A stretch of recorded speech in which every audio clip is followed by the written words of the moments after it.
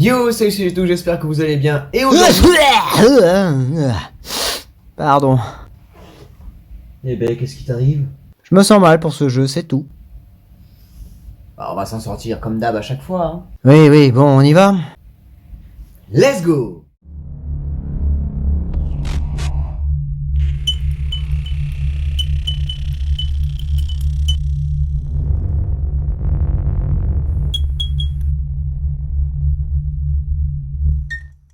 Donc aujourd'hui on va découvrir ou redécouvrir une série de jeux qui a été considérée comme jeu d'aventure, qui est sorti en 92 et qui a été créé, excusez-moi, par Ed Anusata. Oui, j'ai toujours mes notes au cas où.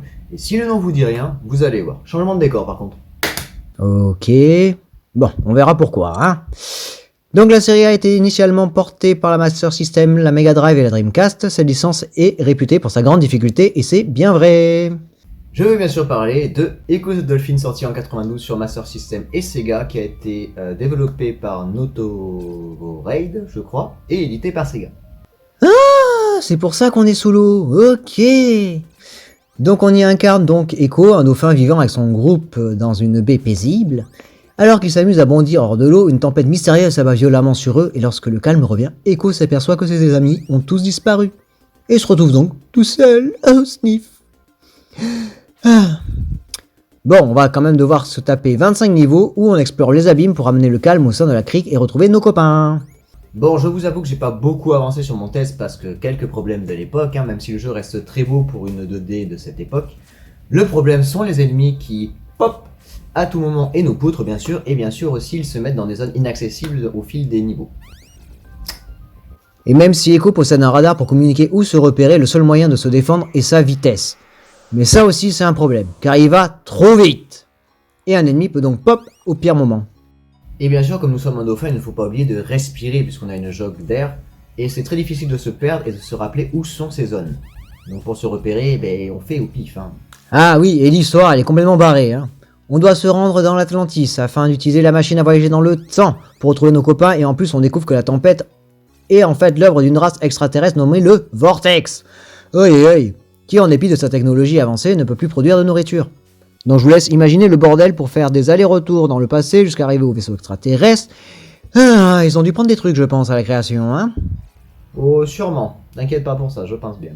En 1994 sur Game Gear, Mega Drive et Mega CD, développé par Novo Trade International et édité par Sega, sort Echo The Tides of Time, ou en français Echo les marées du temps.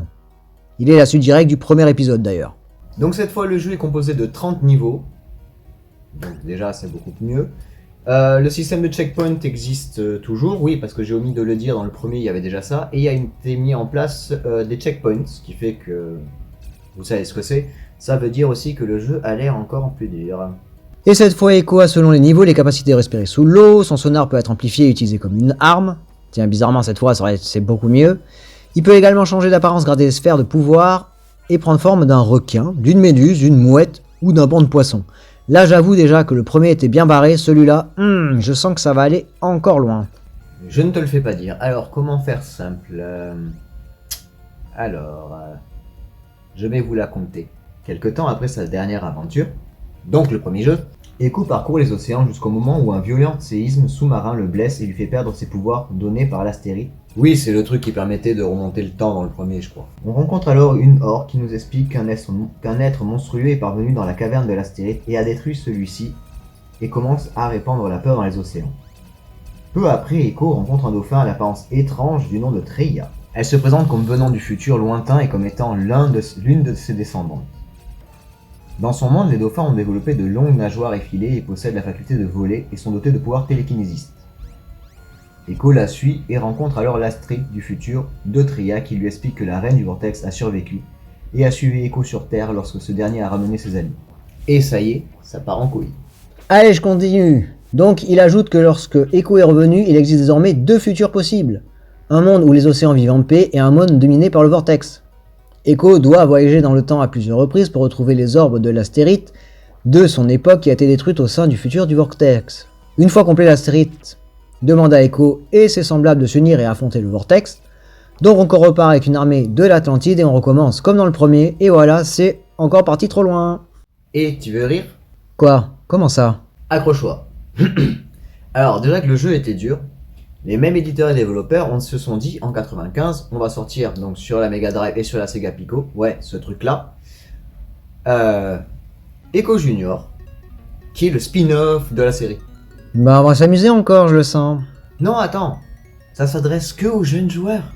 Donc la difficulté n'existe pas par rapport aux épisodes précédents. Quelle bande de sadiques. Ce jeu comporte plusieurs niveaux selon les difficultés choisies. 11 en facile, 26 en difficile et 19 en normal. Déjà, ça annonce la couleur. On doit résoudre une série d'énigmes avec nos amis pour retrouver la grande baleine bleue.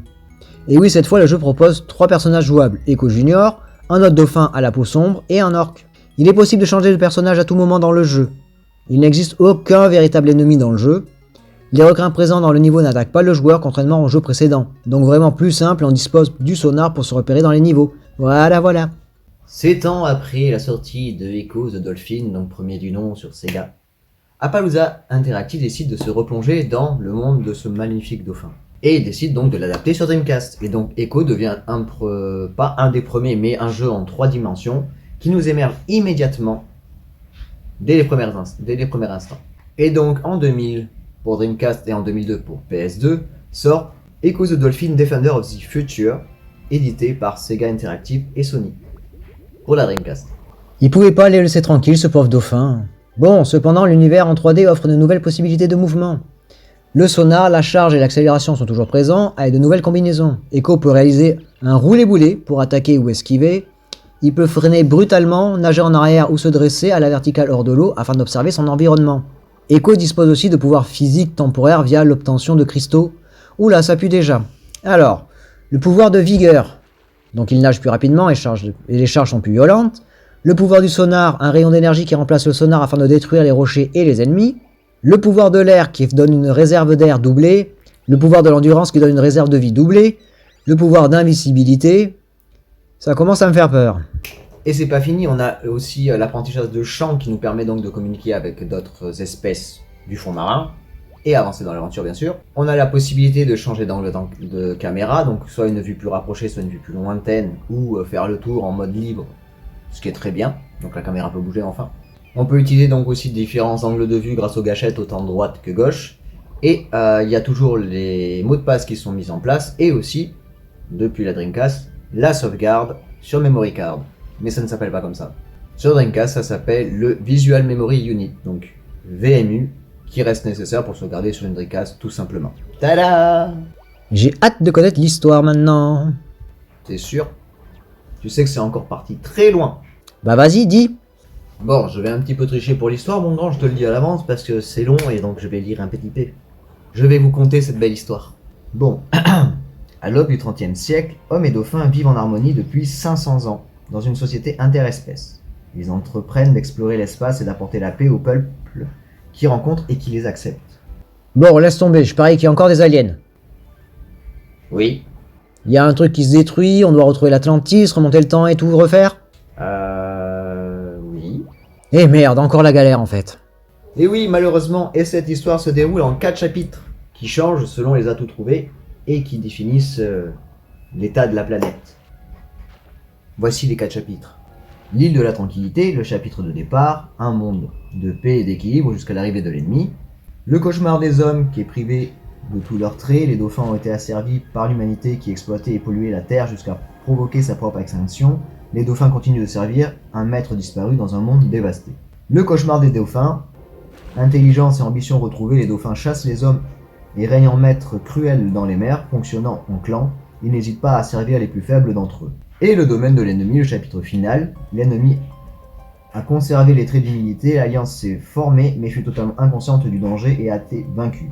Echo doit pénétrer dans le vaisseau mère et détruire le cœur de l'ennemi. Dis-moi qu'on a fini s'il te plaît. Ben en fait... Mais pourquoi on s'inflige ça? Mais écoute. Pourquoi on joue pas et puis c'est tout? Allô? J'aurais dû faire du React. Bon, ta gueule et écoute. Quoi? Bon, à la base, le jeu devait avoir une suite. Donc, Echo the Dolphin 2, Sentinel of the Universe. Mais il fut annulé suite à l'arrêt de la commercialisation de la Dreamcast sur le marché en 2001.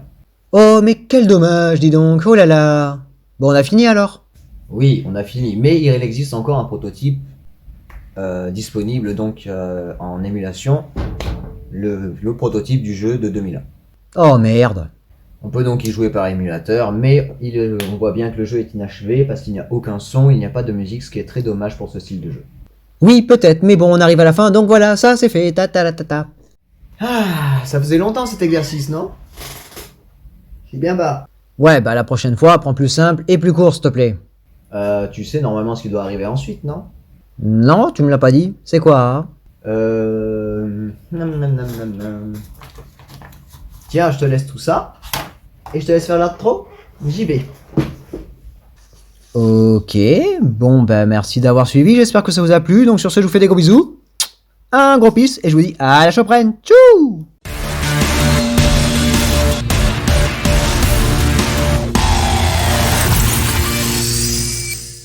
Bon, voyons voir, alors qu'est-ce qu'il m'a laissé?